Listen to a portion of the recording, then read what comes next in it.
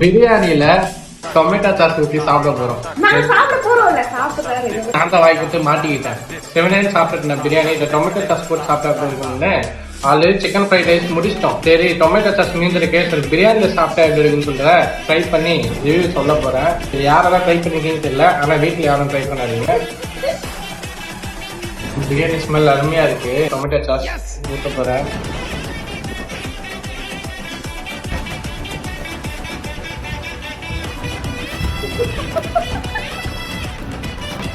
Sweet biryani மாதிரி இருக்கு. பிரியாணில தக்காளி ஒரு இது ஃபிளேவர் அதிகமா அரைச்சி போட்டு பிரியாணி செய்கிற பேர்ல தக்காளி சாதம் செய்வாங்க சில பேர். அதை விட இன்னும் கொஞ்சம் மோசமா இருக்கு. சில்லி சாஸ்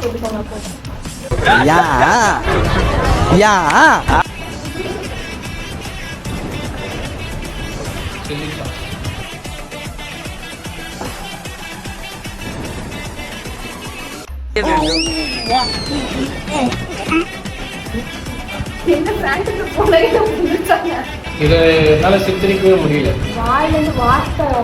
பிரியாணி சாப்பிடும்போது வாயில இஞ்சி கச்சிக்கிட்டே எப்படி இருக்கு வாயில ஒரு மாதிரி அந்த மாதிரி இருக்கு. நீங்க கமெண்ட்ல எதுவும் தயவு செஞ்சு போட்டுறாதீங்க. இது பண்ணுங்க அது பண்ணுங்க. பேர் வந்து சேலஞ்ச் இல்ல. ஒரு வாய் சாப்பிட்டா அது பேர் சேலஞ்ச் கிடையாது.